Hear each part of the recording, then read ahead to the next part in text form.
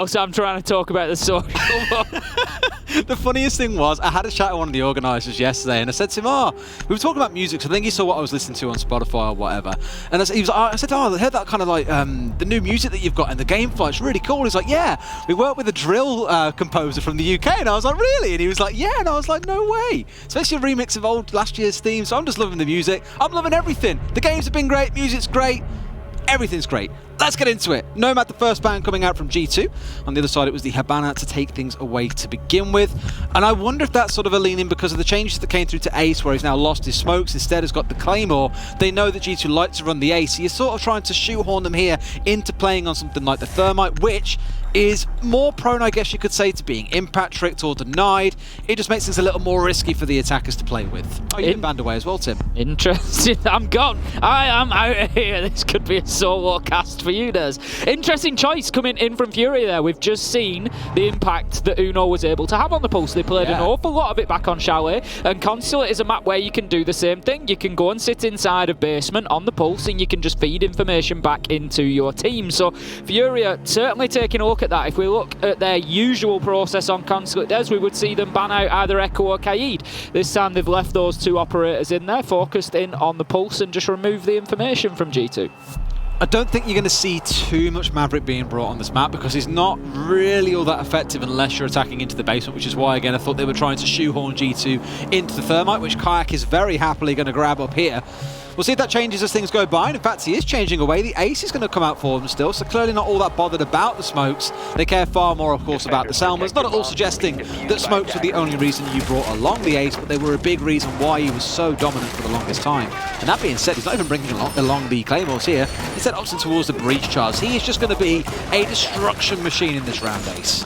He certainly is. Now we're heading straight up to the top floor for FURIA on the defence here. It's going to be console office to begin with. Now an interesting difference for you, Des, that you might see. I know inside of EU particularly, and APAC to a degree, we see the tertiary site tends to be press and lobby, or even higher up the ranking than that. We tend to see quite a lot of press and lobby. Where you tend to find for the LATAM teams, it's more archives and tellers and a little bit less press and lobby. So we could well see the split site getting brought along from FURIA this time around. Now, if you're looking at this, you've maybe not seen FURIA play before. Who should you be looking out for? Well, Fantasy on the Jaeger, he's already getting aggressive up at the windows there. Some have labelled him, and when I say some, I'm going to call him out. XR Troika has labelled him the Brazilian Bolo. He's this young player that's come through straight into comp, and he is an impressive fragger, so he is one to watch out for. And if you're more like me, maybe a support main, you like your support players, Rhea had 12 plants inside of stage 1 and an extremely good rating. I think he was over, I think about 1.14 for the entire stage, which is very respectable for a support player. So another one to watch. Well, we'll see if they can have the big impact they want. The Brazilian Bolo, as X calls him. I tell you what, if he goes like 0 and 10, X is going to look like an absolute idiot. And I'll live for that, bless him. But we'll see, of course, if Fantasy can do anything once this round gets underway. 60 seconds in. No one yet being... Ooh, the reverse shot out of Virtue. And it's from Lender, not Fan. Don't look at me like that, Ace. It wasn't out of Fantasy. He's the other one to watch. He's your other big fragger on this side is Lender, and he certainly gets himself involved nice and early on the Oryx. An operator to watch out for as well. If you're not too familiar with Oryx, he crashes through soft walls just using the force of his arms. He's a big beefy boy, Des. Hit the gym a few times recently. He's hit the gym and he just crashes his way in through there. But also, he's able to use that strength to just get himself a little pull-up, gets himself jumped onto an open hatch, and he's able to climb up levels, which is, of course, very unusual. And it's always an ability I like to keep an eye on, especially here on Consulate, where you've got so many hatches moving from level to level. It gives him a real opportunity to make a nuisance of himself out on the roam. Now, still 5 versus 4, 1 minute 20 left to go, and G2 stalling out a little bit here, Des. I wouldn't be horrifically surprised to see Citizens focus here as he pushes in towards Spiral to start thinking about getting underneath and nading from below, potentially. Oh! A little bit too easy there for Miracle as Uno peeks out solo from Meeting. And for the side of G2, it has been this admin take and push across. The easy to take early, the harder to attack from later, because you've got a lot of single doorways to push through, for example, whereas yellow is often seen as the reverse. Harder to take initially, easier to do things from a little bit later on. Grenade kill coming out at the very least from Canton with the 4 frags on side. You've relied on at least one of those happening. And there's Citizen on Spiral, like we commented on earlier on, looking to make something happen, and make it happen he will. 3 versus 3. Squared away now for G2, but time could be their enemy. 30 seconds left to go, and still defenders to find a way around. Fantasy being one of those on the Jaeger, challenging down the length of the long desk. And this right now is a game of cat and mouse. G2 just trying to get themselves inside of sight and in a position to challenge. Miracle's just going to hold himself on that meeting room desk there on the Aruni. Now Kanto has no choice but to move in and just absolutely tank the damage from the laser gate, and there's more damage flying in Des as Miracle and Highs find themselves kills. It's all down to Citizen 1v3. No! He does it! Unbelievable play from Citizen as he manages to get in with a triple kill at the end there, just taking them down one after another like skills falling in a bowling alley, Des. There was nothing they could do to keep themselves on their feet in the face of Citizen. Oh my... Is this how it's going to be? Put Citizen and Virtue on Consulate and watch them sing. We saw it against Virtus Pro during the regular season when it felt like Virtus Pro, who of course sadly couldn't make it due to COVID-19 in the team, we saw Citizen and Virtue have an absolute field day. FURIA had done everything right. They'd found the early kills and ran the clock down to 0. That like it was a done and dusted deal, but when Citizen is still alive, you cannot count the round as ended. Unbelievable to win a 1 versus 3 with 9 seconds on the clock. Just picking up the 3 kills there. Fantasy, Miracle and Highs, I'm sure, are going to be absolutely kicking themselves at this point. You can't throw away those rounds. As I said, FURIA, they're going to have a tough day of it here against G2. It's a little bit of a baptism by fire for them, coming in against one of the very, very strong EU teams on the whole.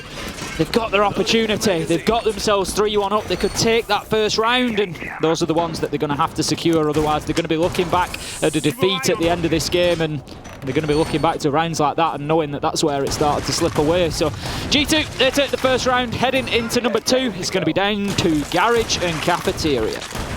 Indeed, it is. The Maestro being brought out, very common on this site.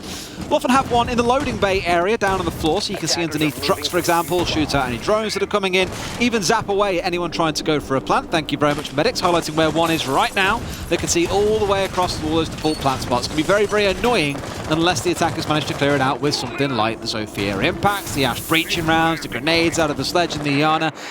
Long story short, if those Maestro cams are still alive late round, G2 have messed up. The drone's allowed in through the drone hole there. The mute jammer not quite covering it, but of course more important that they are there to keep the breach closed. Now Kayak, he's going to apply the exthermic charge and just back away.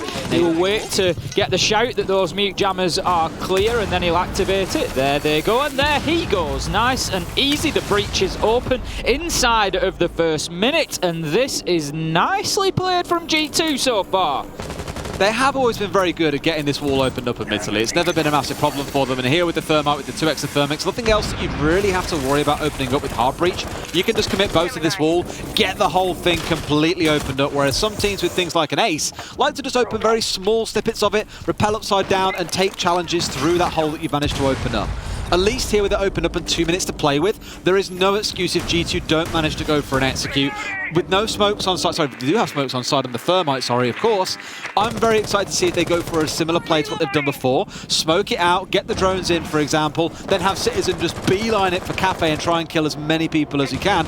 It's worked for them so well during the regular season. Has Miracle and Fantasy just holding a high line of defense there, right up against those Cafeteria and security walls. Now Lender, it's going to be to open things up again, this time with a kill onto Citizen, taking the headshot there, and he's out on the Oryx, he's in the map and he's making a nuisance of himself, Des, and it's something that G2 need to deal with, because if they don't, what's going to happen in the late round is Lender's going to make his way into Piano, and he's going to start holding off this plant opportunity vertically, and if they don't clear him out, it is going to be a big, big problem for G2 in this final minute. For Lender, both of the opening kills have gone his way.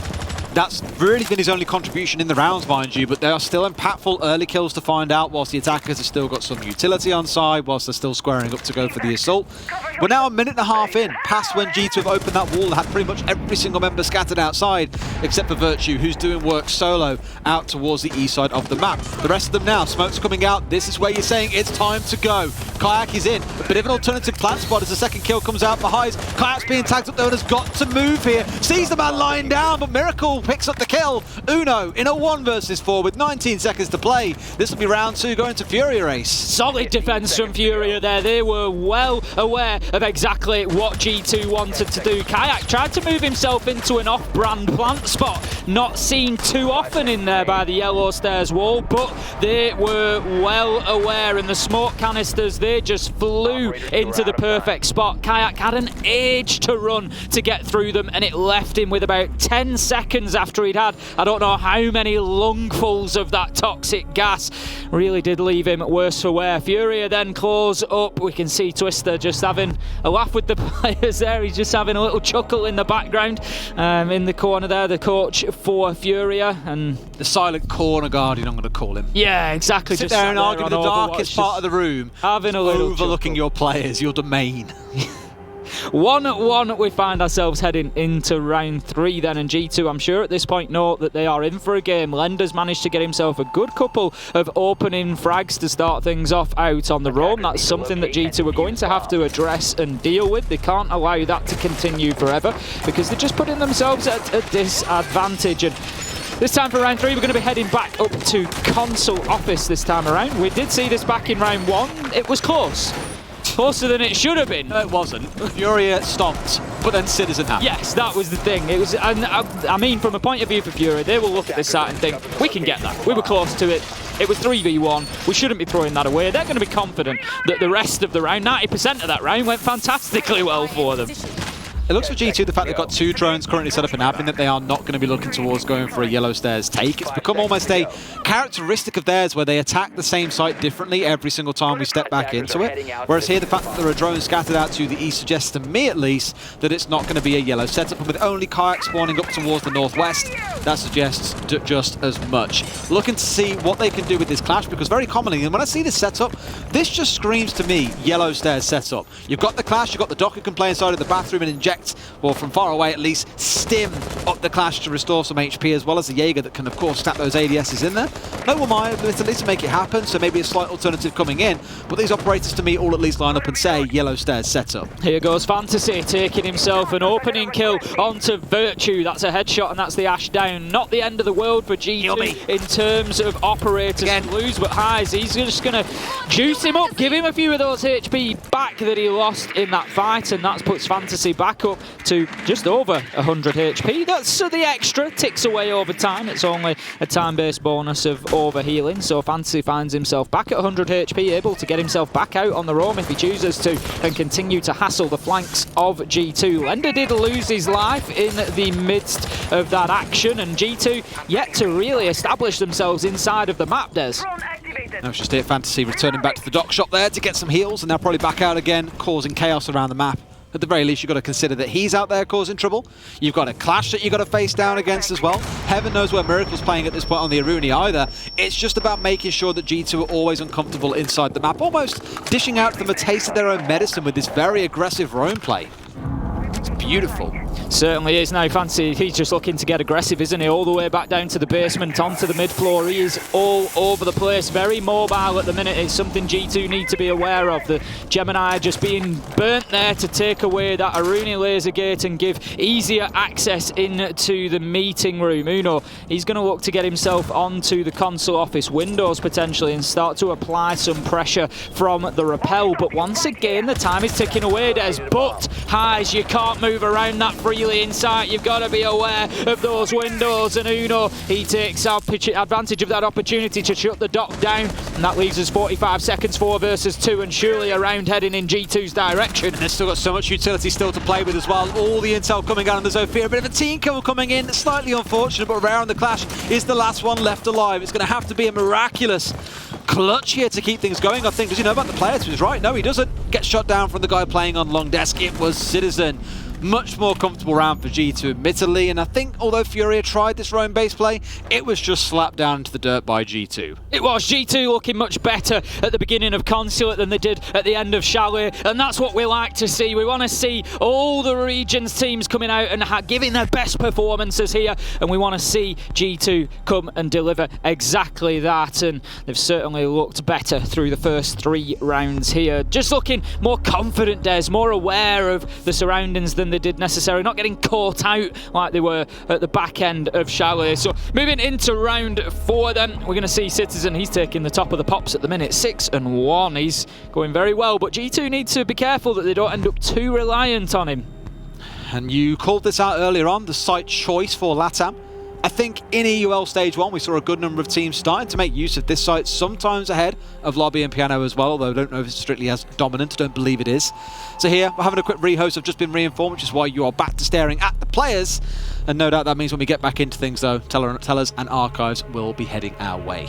Certainly will. Now, what are you going to see differently on Archives, and tell us what can you expect to see? Well, generally speaking, vertical pressure is extremely important for the attackers on this site. So usually what attacking teams will try to do is get themselves into the top floor. They're going to move into admin, which we've seen G2 making a little bit of use of already, so it'll be a similar process.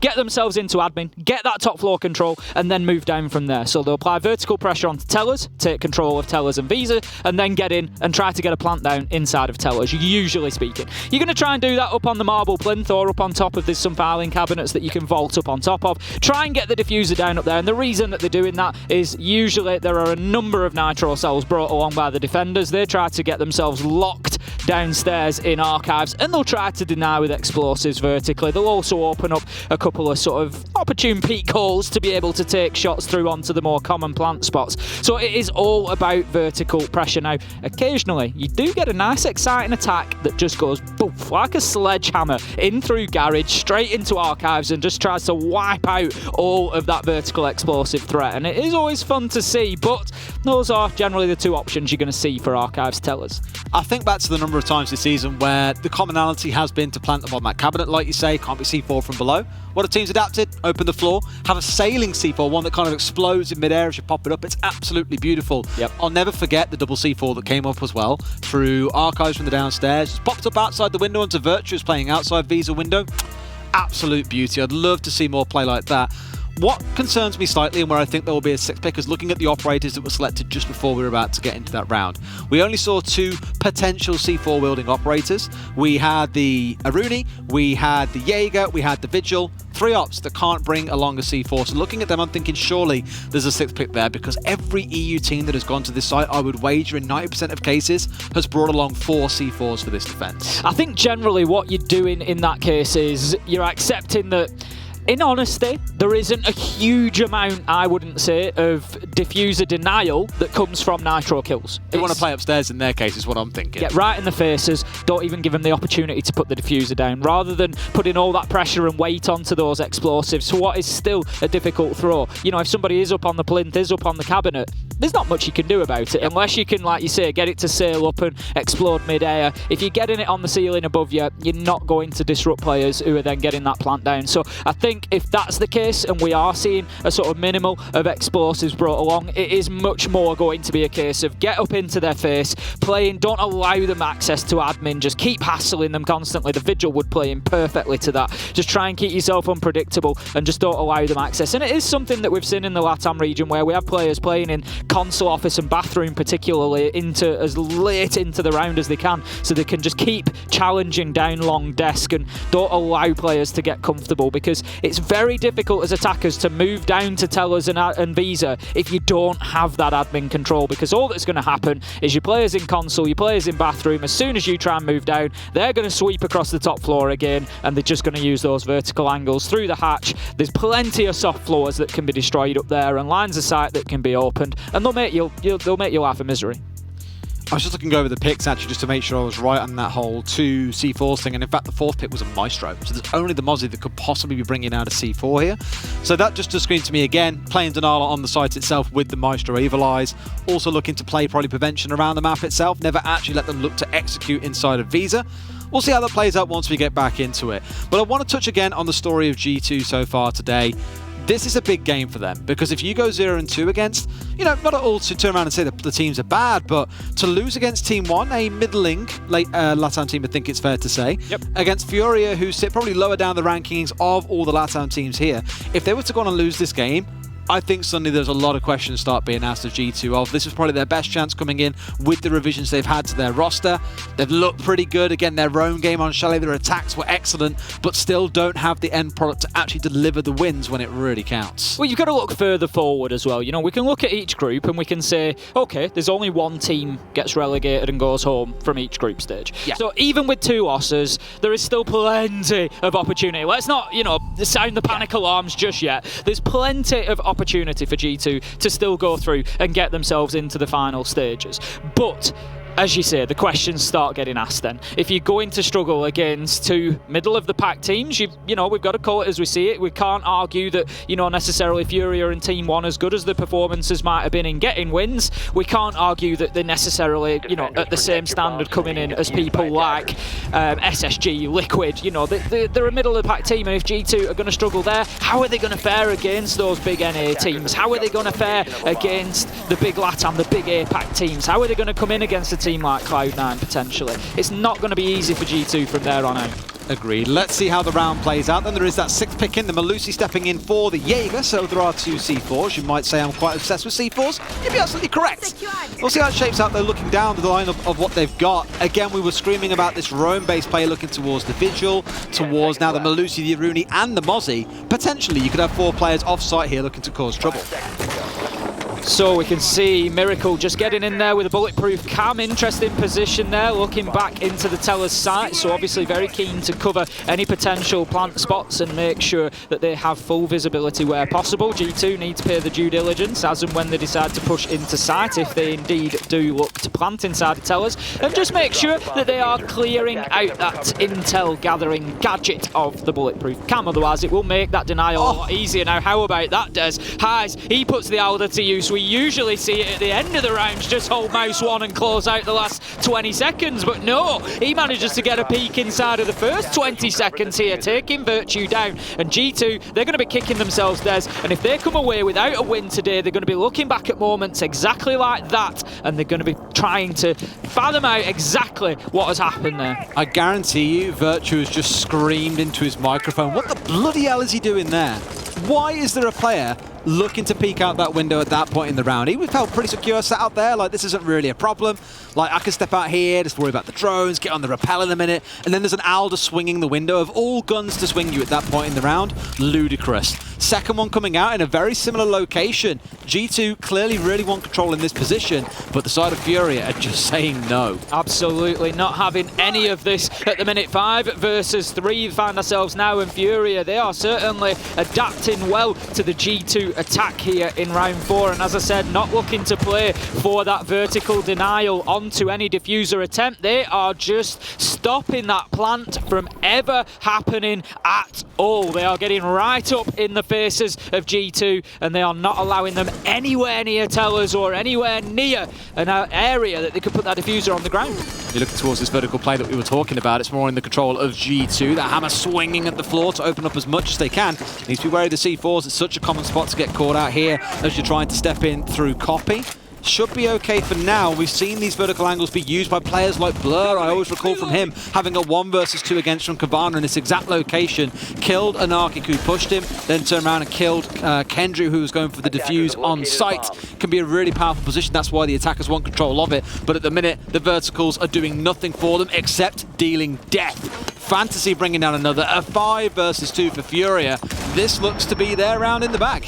Certainly does. The drop comes in. Kayak dropped as he goes. Highs with a second.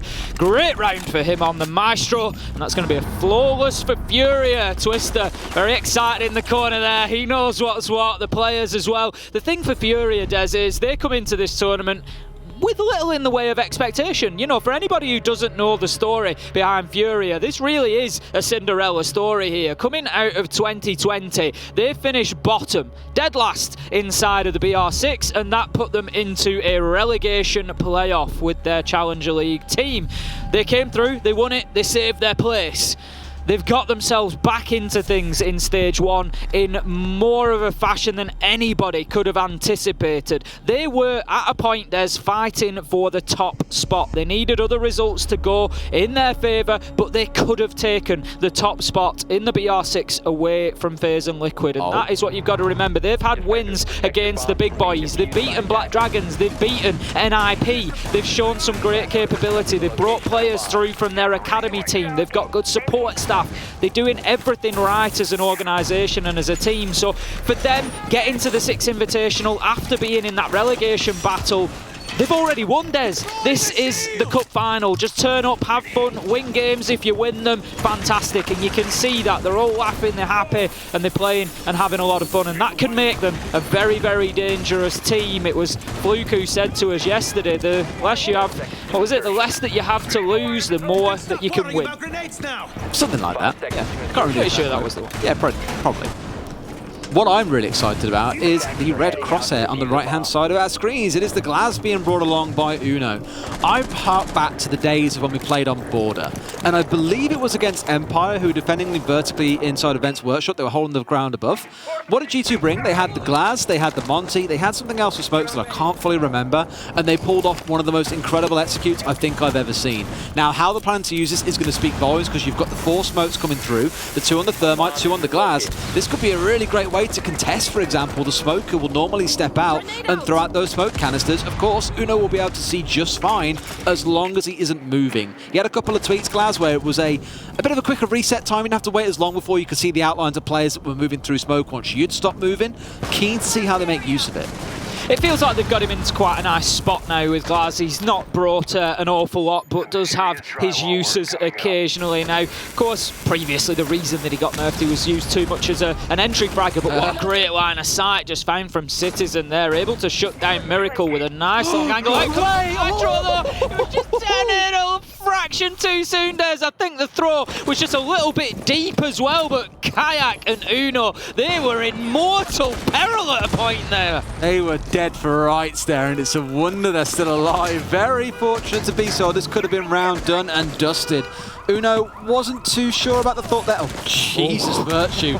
That is testing the limits of what you can get away with. They really are, just forcing every drop, every angle that they can get here, G2, to try and get that diffuser inside. Now then, the challenge, Lender and Citizen both take damage on that angle. Citizen's looking to get a nade in and force the man back. That's what he does. He sprints in to follow it, but he's shut down by the Elder of Highs, who's having a great couple of rounds, and here we go. Out comes the pistol, and Fantasy goes huge, Des. He gets himself 2, shutting down the plant. It's all down to Uno. How many times are we going to say that? He finds himself a second with the thermal scope of Glass, and that leaves us now 1 versus 2. There's an age left on the clock. There's 50 seconds left, and this is doable for Uno. Plenty of time to play with, so I agree with you. We've already seen Uno almost pull back a couple of clutches. If he dodges the man vertically, which he has done, he could go on to win this gunfight. Must know the man's on yellow, knows it is peeking, but no, he's already rotated down the back stairs towards site to set up the crossfire,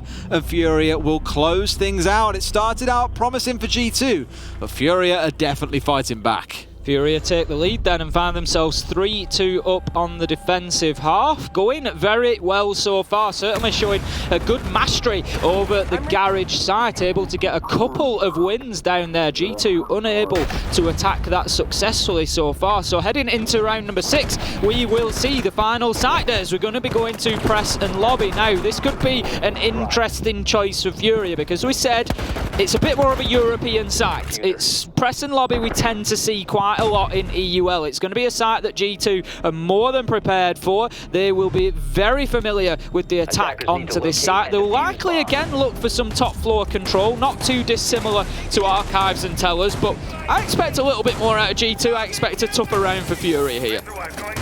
Very commonly on this site, you'll have the vertical hold as well. You'll get yourself inside a meeting. Some teams, if they're feeling particularly inventive, will go for this 3-story hole where you open up the circular hatch inside a lobby, you open up some of the meeting flooring above, thank you very much, medics, and get a wonderful shot straight the way through. And that looks to be exactly what they've gone for here. So I wouldn't be too surprised to see someone playing downstairs and looking to contest that meeting window. Unless G2 drone this out, that can be a nasty surprise as soon as you start thinking about getting any kind of control in the building. And they need to be very careful about the droning, Des. You mentioned it there. You know, they've got to be careful of that window, got to be careful with droning. And the reason is that they've lost 4 out of 5 entry battles so far. 80% of opening kills have gone to FURIA. Lender has 2, Fancy has 1, and Highs has 1. And that is putting G2 at a serious disadvantage in the early rounds. Now, first 20 seconds, they are safe at least. There's a potential for a nade coming out there, and Lender's just going to dip himself away. He will hold back on angle onto the garage wall, though. He doesn't want to give that space up too quickly, doesn't want to let G2 just run rampant underneath them. And it's an interesting push from G2, Des. It's not one that we see too often. We usually see top floor control be in the area that teams are fighting over, but there is also the potential to get in underneath and work from the lower basement floor as well. Definitely thinking about that 3-floor angle that I was talking about earlier on as well. Don't want someone sat in that kind of position.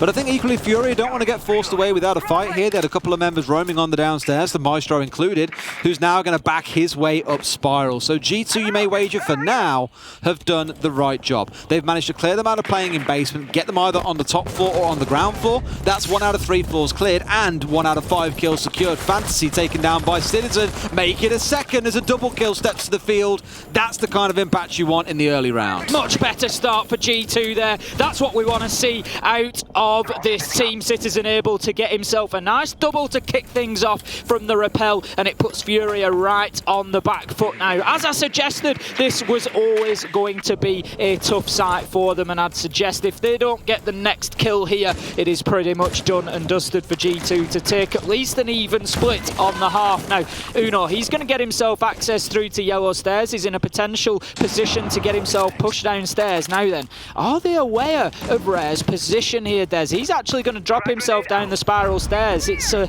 little bit rich for his taste there. Now then, out goes the Nitro, but he's just short of the mark. May have killed us through the wall. That's the explosive changes we saw coming through. Those kind of things can kill people just through the holes that they open into any walls neighbouring them. It isn't isolated to the room in which it is detonated. But as you say, just a little bit too shy. Unfortunate. You got Rare still lurking around. Wants to cook his own steak here by the looks of it in the form of G2 players, but no one to be found. Going to be left up cold, I think, and may even have to back away as he's put down to about 30 HP. Away he will back. And G2, that clock waits for no one. You've got 25 seconds in a 5 versus 3. Where is the execute? Miracle still locked inside of the bathroom here. Rare, he's caused an absolute nuisance on the top floor, Des. He's still not been shut down. Citizen manages to find him, but not before they lose Uno. 12 seconds left to go. Virtue takes a lot of damage, but the kills start coming in. Surely it's too little too late for FURIA now. Miracle manages to find one, but Kayak's getting the diffuser down, extending the timer and giving every second that G2 needs. Citizen moves in with the final kill, and that is going to be leveling things up 3-3 at the half.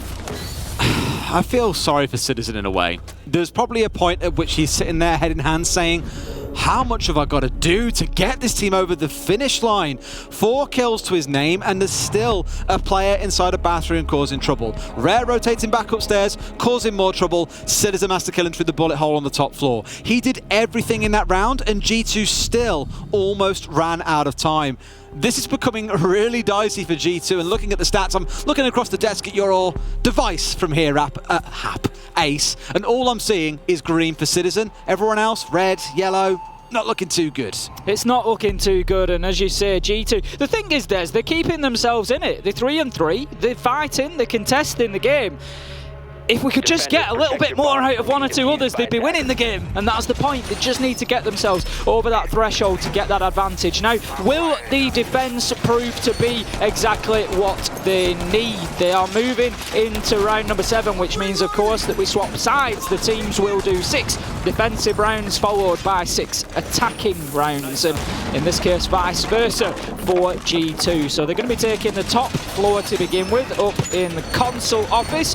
Virtue on the dock, it's something that we saw FURIA making good use of as well, allowing players to get out on the roam, take those challenges, take those gunfights, win them in the case of Fantasy quite often, and then get himself back up to that top floor, get juiced up by those stim pistol shots, get all that missing HP back, and then head back out on the roam to cause more trouble.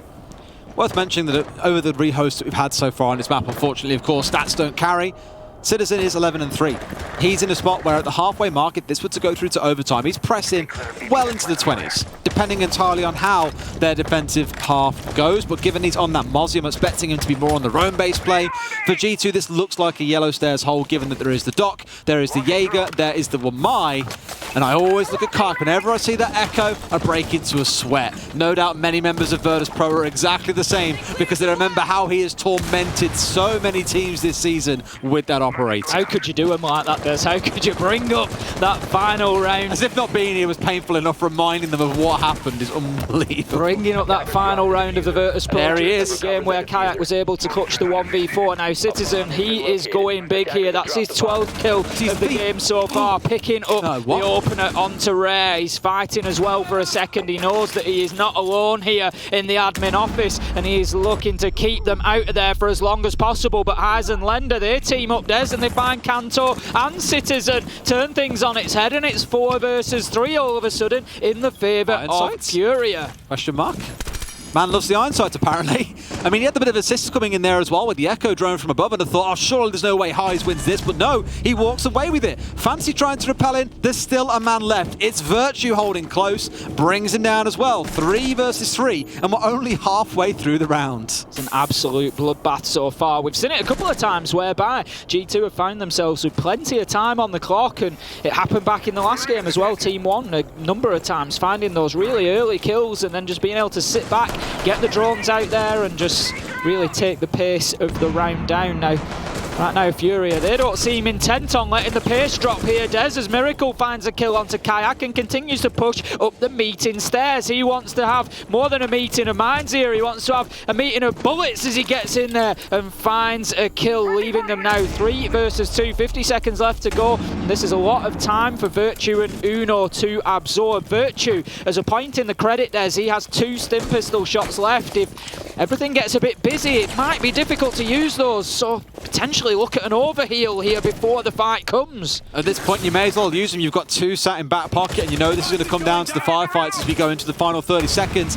That could be a massive advantage given the health bars of the members of FURIA. There comes one from Uno, still going for these long-range fights. A little bit scratched by that fight, down to about 66% HP. It's not the end of the world, but that juice will come through. Back to 100, into the 2 versus 2, but Heiz hits different. Finds one onto Virtue. Uno, can he clutch this up? The plant's down. It's a temporary 1 versus 1. He's going in for the planter, but he can't see him. He's in behind the chassis. It's down. He has got a lot of work to do to be able to bring this one back over the finish line. Otherwise, FURIA take that finish line for themselves. He sees the arm. Lender down about 40 HP. Uno down to a slither. Doesn't see the man. Didn't see Lender step out. FURIA go 4 and 3. It is looking dicey for G2. Wow, that round was back and forward. It was just never clear who was going to take it. The advantage swung in one direction and then the other, but ultimately FURIA are able to lock it down. I really thought Uno and Virtue at the end there just had it on a lock when they got themselves to the 2 versus 2 and prevented the plant going down to begin with, but FURIA just able to apply that pressure, and it was the kill onto Virtue that really turned the fortunes for them there, Des. That gave them all the space that they needed to get that diffuser picked up and to put it down on the ground. As you say, the positioning was great. The body was completely covered so that Uno could not get a look through there, and Lender just showing a real presence of mind to make sure there was no arm or leg or back sticking out where it shouldn't be. This is a FURIA timeout. It's worth mentioning, or a pause here. Find out more about the details of that as and when we can, but it gives both teams, I think, good time to take a brief pause, where FURIA is a tactical timeout, I've just had confirmed as well, rather than a pause. But they're in a spot where they've kind of come out in the lead there, but clearly not happy with something that happened in that round. There was a bit of miscommunication along the way, something they want to address before they go into round number 8. But again, Tim, they stand as the leaders. G2 are staring down the barrel of potentially a long career in Crash Down to a defeat to a LATAM team.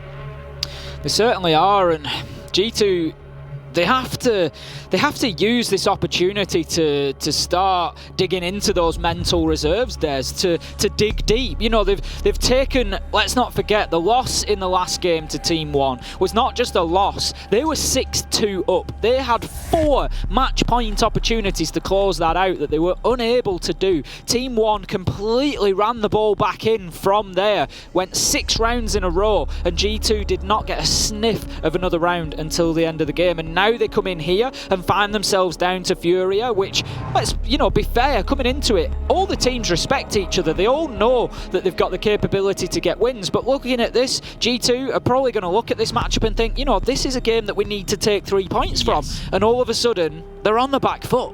Massively. And I was just looking down the entry stats so far for this game. You touched on it in the round 4, how it's FURIA 4-0 up. The last 3 rounds, every single opening kill by Citizen, including the 4K that he had in round number 6. Fair to say, a lot of weight on his shoulders here. He needs to drag the team through. You would be asking questions of where is the rest of G2, as I believe, looking at the rest of the stats, he currently has more kills combined than the rest of the team collectively. He has 12, the rest of the team has 10. It's not a good look, boys. Not at all, and right now, as you say, G2 certainly needing to find their identity and get themselves back into this one and find some frags, because FURIA, they will not mess about. Given the opportunity, they will be closing this one out as quickly as they can. Now, that was a good start to the round for Uno, managing to snag himself a drone. The role of the Mozzie for a defender here at this level of play, it's not necessarily the same as you might go for in ranked, where you are looking to grab those drones, you're looking to have that information. That is purely a bonus at this level of play. The primary function of that Mozzie is what we call area denial of those drones. So, for example, to throw a quick example to you, if you were playing on the top floor here of Consulate, you'd want to get one on Spiral Stairs, Yellow Stairs, and the Visa Stairs immediately. If no drones can get up those stairs, you've got a complete blackout on that top floor until drones start getting thrown in through the windows. And what it does is it wastes a lot of time, because at the beginning of the round, the attackers have to come in and start actively droning. They can't do it in the prep phase. And also, it just means you have to face check angles. You can't be ready for peaks. There's all sorts of things that go along with it. So they're not necessarily always looking to actually capture a drone. They're just looking to deny access to areas. But if they get one, then it's a little bonus for them. But doesn't matter what bonuses G2 get at the minute, Des. Lender, he finds the headshot onto Virtue. They just don't seem to be able to find any dividends from them. Oh, it's painful. Virtue had a pretty bad day so far as well. That's him now 0-4 on the entry. And again, we look at him and Citizen as the pairing, the ones that will be making the difference alongside someone like Kanto, who admittedly in this round is playing a more passive role on the mute. Just thinking here about where is the impact going to come if not from Citizen. We'll see how things shape up, mind you. Admin where things have kicked off here. Now look to sweep across to the west. It's something we've seen a million times over. They want this vertical control. There's even the reinforced hatch here as well, which sometimes is less soft. So you're looking towards Rare here being the guy who needs to stay alive until the late round to get that one open. Otherwise, there's no hatch play for them.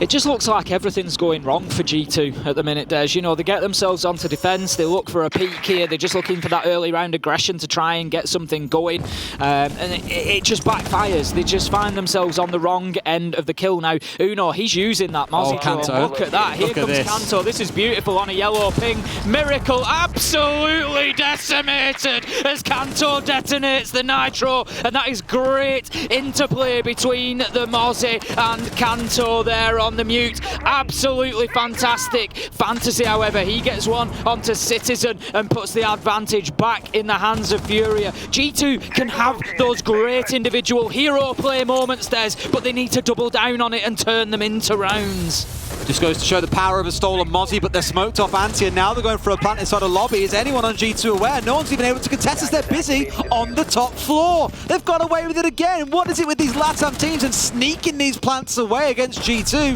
It's all down to Uno. He can do nothing. It's 5-3 to FURIA, and from bad is going to worse, it feels like, for G2. I know we're saying it round after round, but it's the truth. One more round now will guarantee FURIA overtime and also give them a whole host of match point opportunities to close this one out for the 3 points in the table, Des, and it will leave G2 with 0 from 6 possible points in their 2 opening games. G2, it is now or never for them today. They need to start getting these rounds on the board. They can't let FURIA get onto that match point. They're going to be defending. They're taking the split site, Des. They go into archives and tell us, but remember what I said. It is a common site inside of LATAM, and FURIA, they're certainly not going to be scared of attacking this one.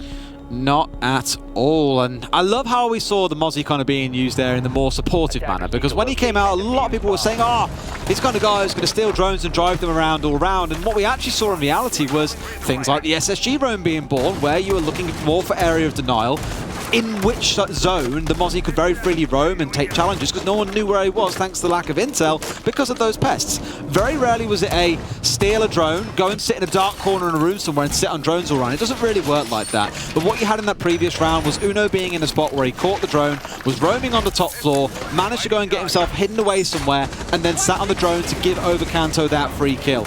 I feel bad for harping on him, but one of Kanto's only 3 kills from this game so far has come through an absolute freebie of that C4. Great bit of team play, but as we can all see, a freebie doesn't guarantee that the round turns into one, and it is 5-3. Virtue just applying some utility into the admin office there, so obviously preparing for the FURIA push into the top floor, but I'm not sure that they're going to get it, Des, as the attention seems to come quickly towards Garage. It's been left soft. Lender, he's looking to lock down the yellow stairs there, and this could be a very quick push coming in from FURIA in towards that lower floor, and I'm not sure how ready G2 are for this. Fantasy's already getting himself down in towards that blue corridor, Des. He could well find himself with a freebie here if G2 don't realise that FURIA have pushed in this quickly.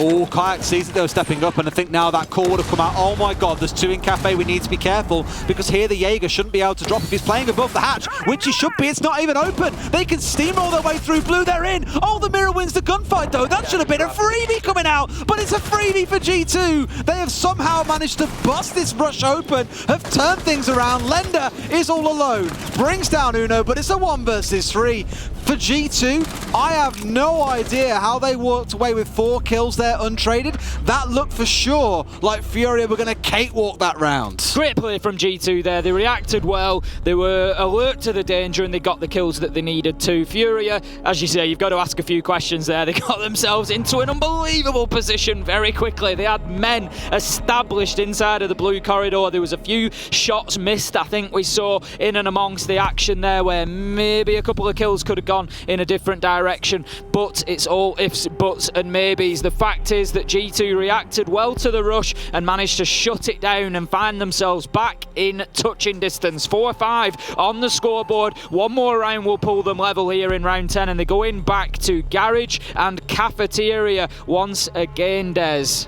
Oh, Kayak probably looking at that Echo going over to Uno and saying, but why? It's mine! And Uno saying, no, this one's mine this time. That Maestro stepping in for him instead. We spoke a lot about this in the first half when FURIA were on the defense. The Maestro evilized that you want down in Garage. Normally 1 on pipes, 1 on the loading bay floor to be able to see through to the breach when it's opened up, as well as the default planting positions.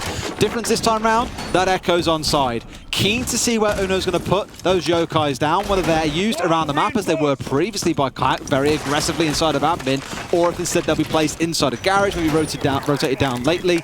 Heaven knows. And Rapidini says, this is our chance to win the Six Invitational. My comrades from Brazil are playing out of their minds, and you are absolutely correct. So far, it has been a LATAM kind of day, except for Empire in game number 1, who taught Liquid a thing or two. It has been a big day, but the thing that you've got to remember, let's not get carried away just yet. It's only day. All it takes is one team from another region to go absolutely huge, and nobody can necessarily stop them. So this is certainly all to play for. Yeah, I agree. There is a lot of excitement to be found inside of the LATAM teams and performances that we have seen so far, and they are looking hot. I'm sure that nobody's going to be looking forward to playing them at this point, but there is still a lot of siege to be played between now and that hammer being lifted. An absolute ton of it, Tim. We've got 6 days of the kind of madness that today's got. We've got 15 matches today. Tomorrow, I believe, there is only 8, but either way you look at it, you've got about 70 matches or so throughout this week until we get into the playoffs next week. So still lots to look forward to.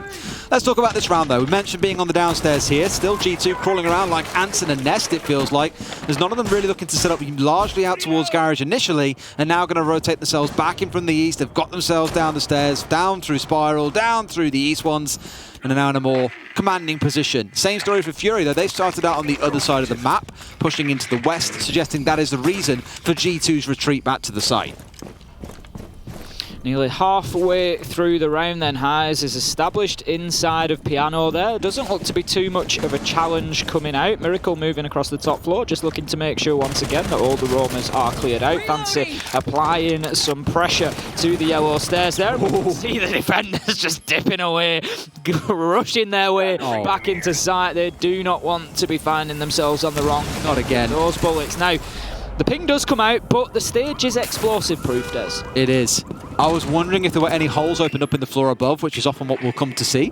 And they were looking to maybe toss a C4 up through the garage, I suppose, reinforced wall itself to see what they could catch, but not to be the case. Either way, that Mozzie drone, second time round, we've seen that being in such a precarious position for the attackers that it could really cause some damage if G2 get the setup right. In this case, not quite to be, but they'll at least know what the game plan is. Kayak finds the first kill onto Fantasy, and things going well for G2 once again, but traded out by Miracle. 4 versus 4. We have a battle on the Visa stairs there. And Citizen doesn't come off too badly there. Manages to get himself the kill as well. Citizen with a huge double in the midst of all that action, and it's left to Rare. 1 versus 4 shut down on the garage breach by Uno. Nice and easy G2, and they tied things up 5-5. Des, is this the first 3 points coming for G2 here? Or is it their second overtime? I mean, you said it.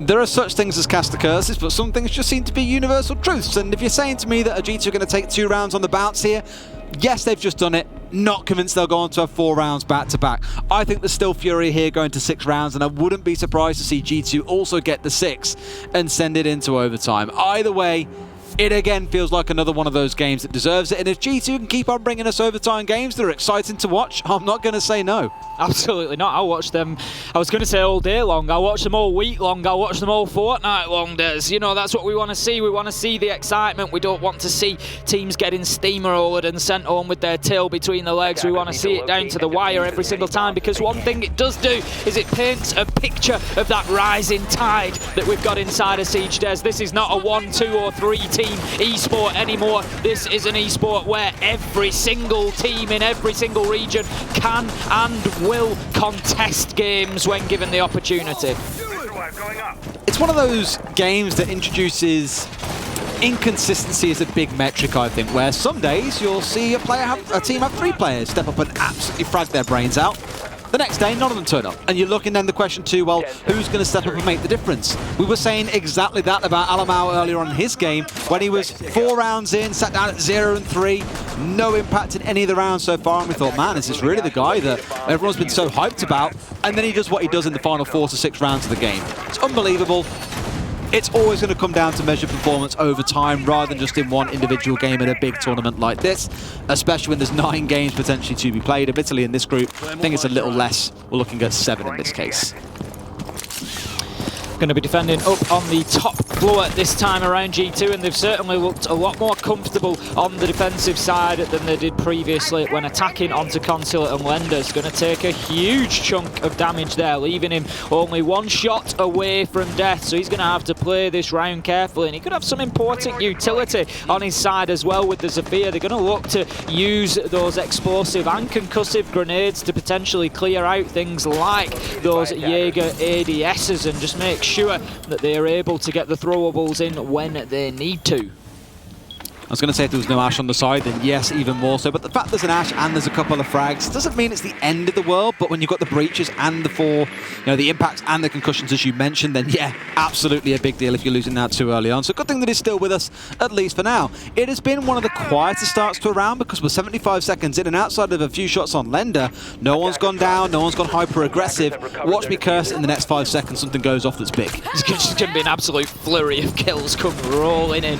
But right now, as you said, as it seems like the battle lines are drawn and we are just waiting for that moment, that snap of the fingers that sends them both racing in towards each other. But with 1:30 left on the clock, I would expect it to be a little while before we see that just yet. We can see Rare getting his drone in there, just looking to move through.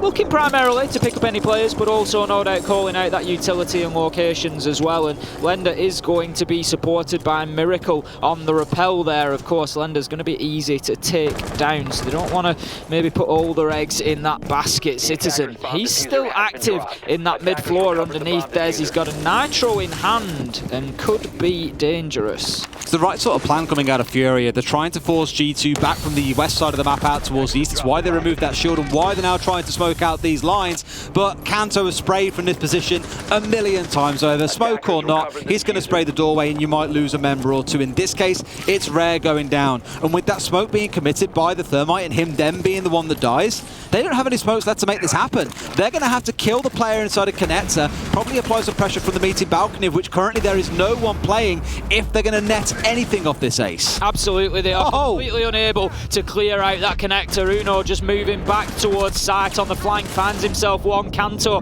gets himself a second on the round. Citizen and Kanto finish things off, and as you say, lambs to the slaughter there as G2 pick up round 11. And Des, this could be G2 giving us the comeback that they suffered against on Chalet. They now have the opportunity to close this out in regulation time, but they'll only get one bite at this cherry.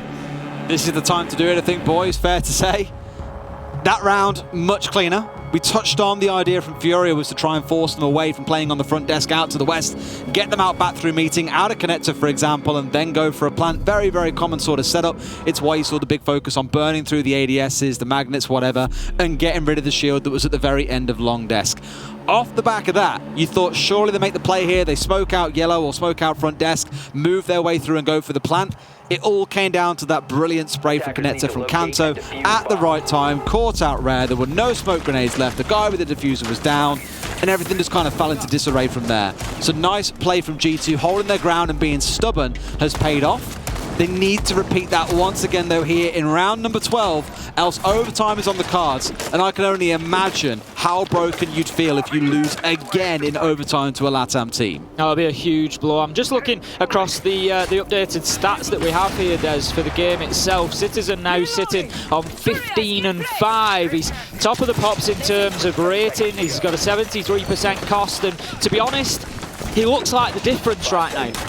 4 kills in this half. He is the difference. The problem. That's the problem. He's not been getting as actively involved, but if we look across the side of FURIA, they don't have that standout individual. The closest in kills to Citizen was 4 behind him at the end of the last round, and I think it's just that edge that G2 are finding at the minute. And Uno has stepped up really well over the last few rounds as well. Yeah, big round from him, or more like flank, I guess, in that last round coming up yellow stairs. Clearly, if you saw the reaction from the player that was playing on yellow, that they had no idea he was coming, because he just really spoiled their party a bit there, shut the attack down before it could even materialise.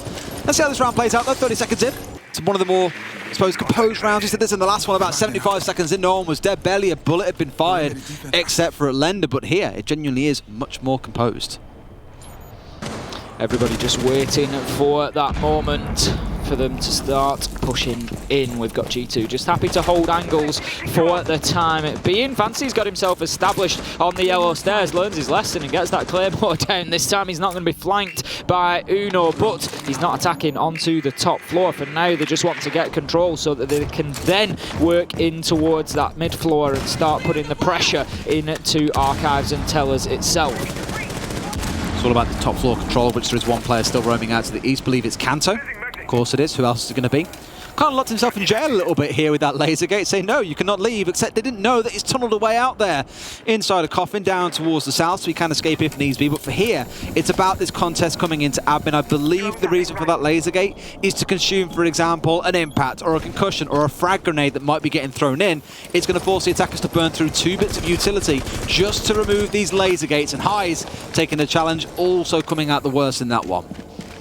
Kanto very important at the minute because he's just completely putting this clock on pause for FURIA. They are unable to move forward here, and the sand is running through the hourglass slowly but surely. It never stops, and right now it is ticking away from FURIA. They've got themselves established in a number of locations, but look, they still can't get into admin because they know that Kanto is locked in. As you say, that laser gate is not going to make it any easier for them to get to him now. Fantasy, he looks to make a challenge here. Kanto, here we go. No, he didn't dip away. He's been challenged from the other side here. Fantasy could make a push onto him. No way. Kanto still burns an awful lot of time. There's 35 seconds on the clock to go, and that is the opener. But Virtue, he's going to trade out Fantasy, and I think G2 have got themselves a big advantage here, Des. They do, but they've got 1 C4 remaining. That could be the godly C4 they need as long as Uno doesn't find himself going down. Shotgun in hand, I imagine he wants to open a couple of holes in the floor to be ready for this execute when it comes in, because my God, is it got to happen. 15 seconds on the clock. They've got to go right now, Tim. They've got to go for the plan. Walls opened up Plant going down from Rare. C4 in hand for Uno. Surely you look towards it. They come off to go for the fight. Uno, can he play spoiler? Has he got the C4 in hand? He does, but he places wrong. Goes for the wrong assumption on the default spot. Rare will be able to finish it off. We're going into overtime. Again for G2, there is no break that they can catch today, Jez. They were so close to getting that in the bag. We thought that Kanto had done some great work for them up on the top floor. He burnt 2 minutes 25 up there, where FURIA were unable to get themselves established inside of the map. Virtue even traded his kill, and it left them 4 versus 4, but then FURIA, boy did they move quickly. It was a real blitzkrieg from that point in, just absolutely ran over the top of G2. And so much so that G2 said we need a breather after that one. Hang on, wait a minute, give us a second. They're taking a little bit of a tactical timeout. You can see Shaz in the corner giving some words of wisdom. I remember asking a few coaches, you know, in these tactical timeouts, what happens in them? Why do you call them? And they say, you know, often it's that we'll stand back, we're happy for the players to sort things out, but if it feels like things are falling off kilter a little bit, the IGL hasn't quite got control of the situation, or maybe they've missed something really obvious, we're going to step in and offer something that we've observed or some words of wisdom. That's why he's the sole one talking right now. Resetting the guys, saying, look, we know what's going right, we know what's going wrong. Let's fix this up now, go at it again. It's a fresh best of 3. Forget the last few rounds. This may as well be a fresh series from here. The problem is, Des, it's not just about forgetting this series, it's forgetting the fact that they've already been to overtime today. They've already been in that best of 3 situation, and Team 1 were able to just run away with it. They didn't even get around in overtime last time. It was a simple 2-round win, 1 defense, 1 attack for Team 1, closed out the game. And G2 right now have got a lot of pressure on top of them. You've got to remember, FURIA here are playing with little to no pressure, Des. If they come out with a win here, it's unexpected for them and it's a great start. If G2 come out with a loss here, they know that that's their opening 2 games burnt without a single point. So all the pressure sits on the shoulders of the Europeans right now. Just to give you an idea how close the stats line up here, with us at 6-6, the rounds have been ridiculously close. The frags have been the same across rounds. 39 kills for G2, 38 for FURIA. It is neck and neck in terms of fragging capability as well as the scoreline. Here we go then with the reset. That Echo pick is being passed around like a parcel at Christmas between these boys. You've got the 3rd player now bringing it along. It's going to be Virtue, not Uno, not Kayak, it's Virtue.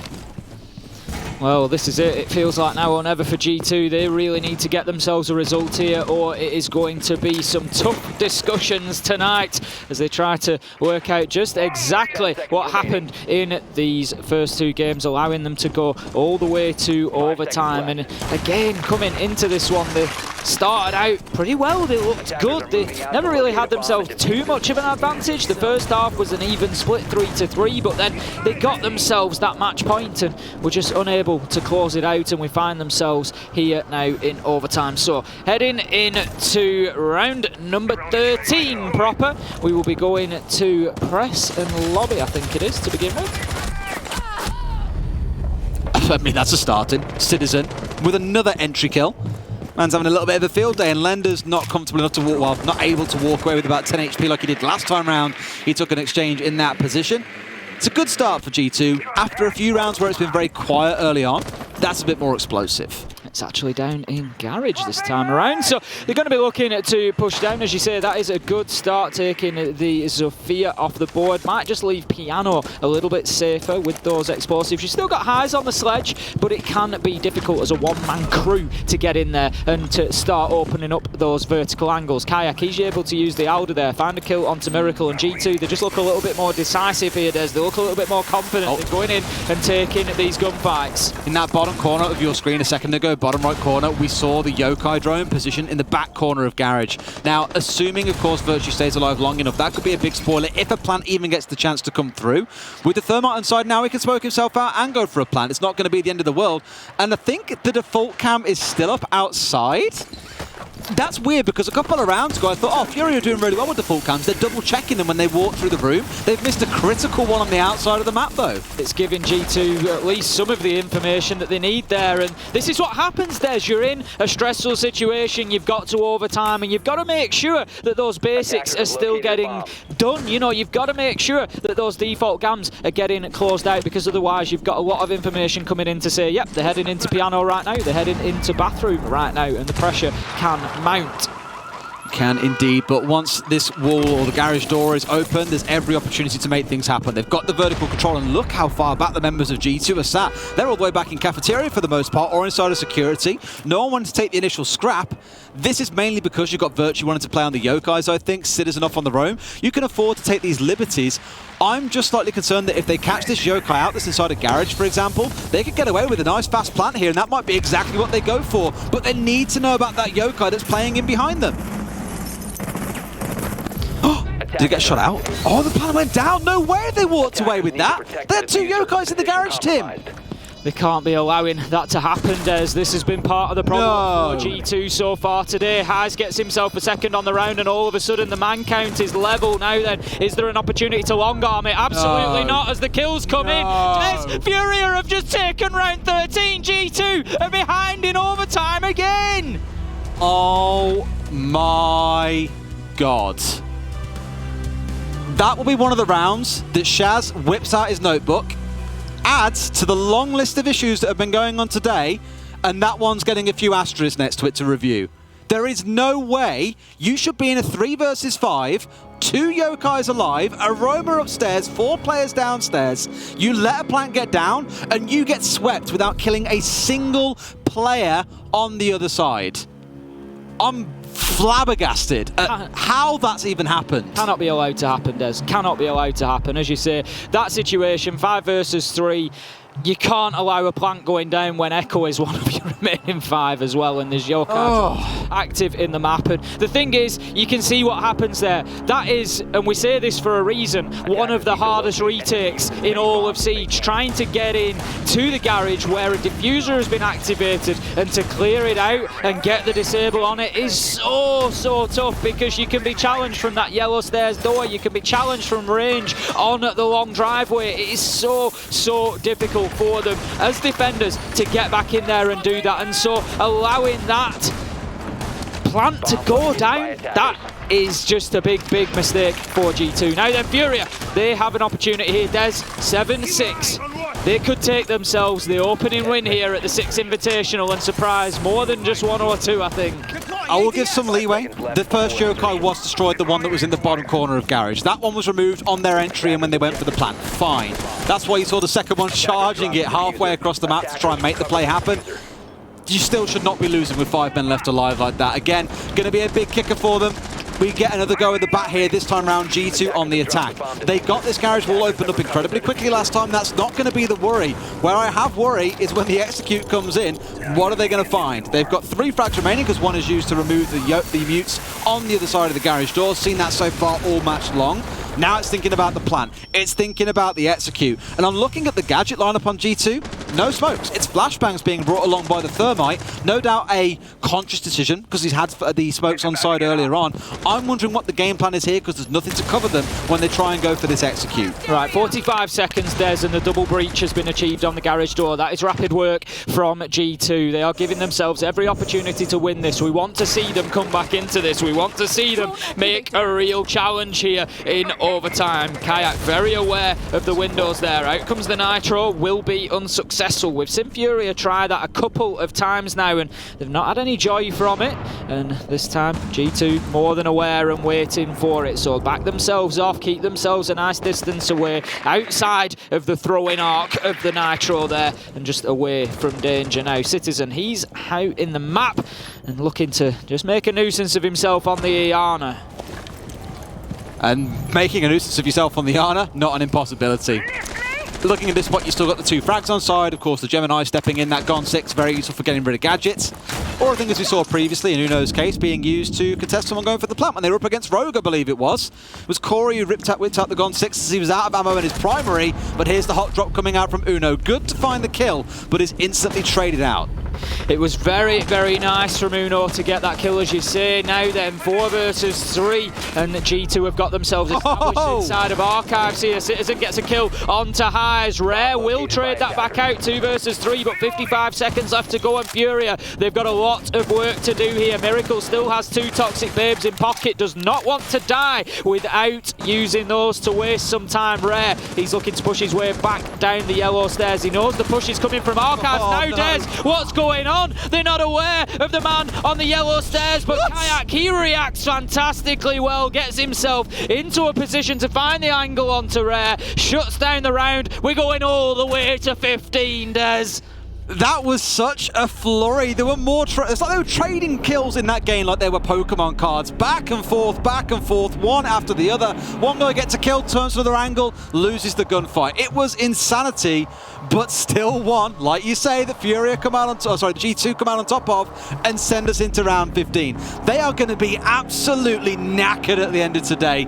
2 games against LATAM teams that go through to overtime that you would wager at one point during regulation, G2 were in the commanding position. For this game in particular, it's when Citizen was marching ahead, but as things have played out, it's become more even, and now we step in round number 15, downstairs into Garage and Cafeteria again. All 3 sites in overtime being played down here. G2 certainly confident then that they can overturn the situation that happened back in round 13, where of course they were racing a yokai drone across the basement level to try and get it into position in time to deny the plant, and were unsuccessful. Fury are able to get that briefcase down and activated, and then successfully prevent G2 from retaking the site. So this time there's no echo on the cards, Des. G2, they've been that off. They're moving towards a different strategy here. We've got the Goyo shields, and we've got Maestro, of course, with those Evil Eye cameras that could also potentially prevent a diffuser from going down on the ground. We'd usually see one round down on the ground beside the white truck there. If you're wondering exactly why that's happening, it's because you can get a nice line of sight actually underneath that truck.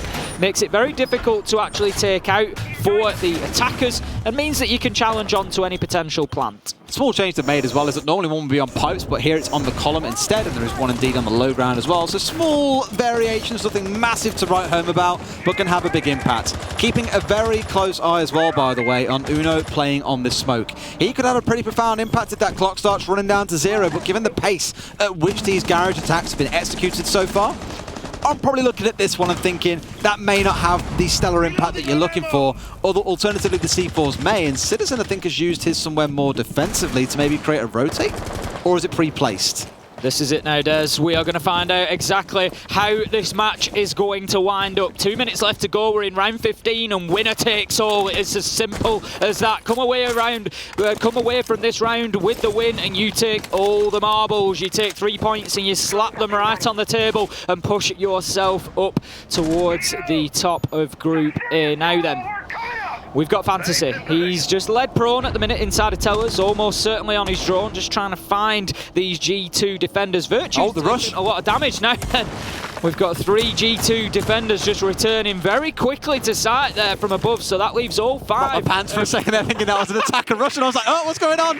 We've got all 5 defenders inside of site. You give me a heart attack, Des. I was like, what? No, Des, they're orange, it's fine. If I see 3 operators rushing down a stairway, I'm thinking, God, there must be a rush going on here. A bit ahead of myself for sure. However, that will be the second and final C4 coming out from G2. The first one was burnt earlier on in Visa. Citizen getting the opening kill onto Miracle, traded back out by a Claymore of all things, Ace. This could go absolutely anywhere, Des. It's 4 versus 4. I really thought G2 had come in and given themselves a big advantage with that early opener from Citizen, but absolutely not. Furia, they tie things up 4-4. Kanto up on the top floor could be important, Des. There's a lot of destructible floors here on Consulate. You can even defend the site in Garage from 2 floors away, right up in that console office, but Kanto, he decides to start moving his way down. He's looking to pressure onto Piano and then potentially the rest of Yellow Stairs. I don't think FURIA are aware, Des. This could be extremely dangerous if they don't locate the man, and that is one kill for Kanto, but Trade shut down again. by Fantasy. It's a trade again. 3 versus 3, 25 seconds, Des. Oh my word, the smokes are coming out. It's going to be go time now. It's a triple for Fantasy. 3 versus 2, and G2 about to take their second loss of the day. The plan has got to happen now. They've got no smokes left. They've got to go for the gunfights. Lender wins 1. It's a 3 versus 1. Virtue, he can't do anything. G2, more like G0 and 2, as the LATAM team hand them some incredible defeats on day 1. Fantasy comes in, Des, and gives a little bit more credence to that title of the Brazilian Bolo with a big 4K to finish things off in round 15 there. And G2, they're going to go away smarting from this first day at the Six Invitational. FURIA and Team 1 both finding overtime wins against the European giants. Oh, the heartbreak. Europe collectively breathed a sigh of disappointment. We thought coming into today we would see a different G2, and to begin with, we did. On Chalet, fantastic attacks, good roaming defenses, but Alamau stood in their way. This game here, Fantasy is living out his own fantasy while crushing the one of G2. 0 and 2. It's unbelievable. Now you look towards a team like BDS, who do play in the next fixture, to restore some sanity to European hopes, dare I say? Yes, the thing is, I don't want to get too carried away. G2 have lost 2 games there, but let's not take anything away from Team 1 and FURIA. Both of them have come in and they've won those games. They've not been handed anything. They've had to fight tooth and nail. G2 have not given anything up easily. There are wins in this G2 team. Simple as that. One thing they do need to do is they need to be finding a little bit more support from the rest of the team for Citizen. He came out big today. He put some good numbers up on the board, and there was just a little bit not enough going on around him. The others did warm up, but not to the stage that they could offer the contribution he did. Either way, there's going to be some lessons for G2 to work on. Now we get to look at a new chapter in EU as BDS take to the field not too long into the future. For now, we'll go to a quick break, and when we come back, the analysts Jess and Dev will break down that game for us. See you in a few.